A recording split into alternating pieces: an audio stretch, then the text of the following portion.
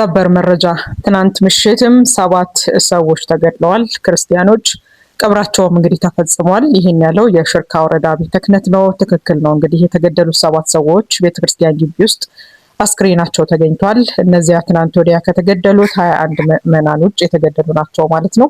ከትናንት ወዲያ 21 ምዕመናን ሲገደሉ 8 የደረሱበት አልታወቀም ነበር። 8 ሆስፒታል ገብተዋል፣ 2 ታግተዋል በተባለበት በኦሮሚያ ክልል ምስራቅ አርሲ ዞን ሽርካ ወረዳ ትናንት ምሽት ተጨማሪ ምዕመናን መገደላቸው ታውቋል።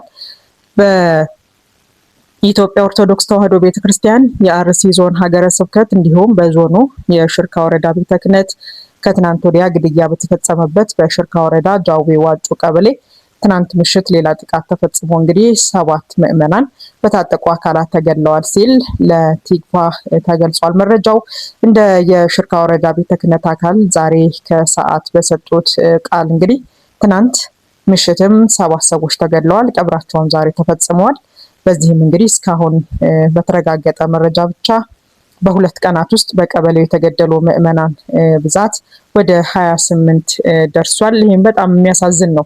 ትናንት ማታም በርካታ ቤቶች ተቃጥለዋል። ሲቃጠሉም ነው ያደሩት። አንድ ቤተክርስቲያን ተዘርፏል ያሉት የቤተ ክህነቱ አካል ቤተክርስቲያን ዙሪያ ያሉ ደጀ ሰላም እና አዳራሾችም ጭምር በተመሳሳይ ተቃጥለዋል።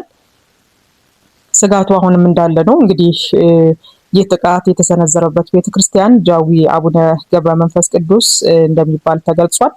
የተወሰነ ኃይል ብቻ ከዞን መጥቷል። ሟቾች እንዲቀበሩ ያደረጉት እነሱ ናቸው። ግን ይቆዩ ይሄዱ ብዙም የታወቀ ነገር የለም። እርዳታ ሊሰጡ የሄዱ አካላት ማለት ነው።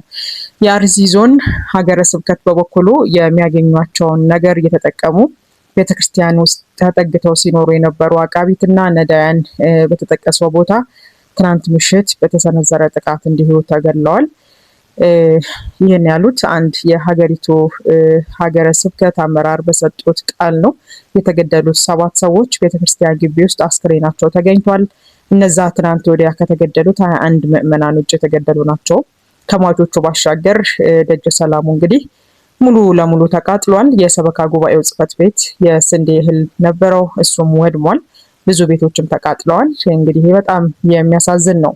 የኢትዮጵያ ኦርቶዶክስ ተዋሕዶ ቤተክርስቲያን መንበረ ፓትርያርክ ጠቅላይ ጽሕፈት ቤት ዋና ስራ አስኪያጅ የደቡብ ምዕራብ ሸዋና በተለይ የሸገር ከተማ ሀገረ ስብከት ሊቀ ጳጳስ ብፁዕ አቡነ ሳዊሮስም እንግዲህ እንደሚታወቀው ከትናንት ወዲያ የተገደሉትን 21 ምዕመናን በተለይ ኦርቶዶክሶችን አስመልክተው መግለጫ ሰጥተዋል።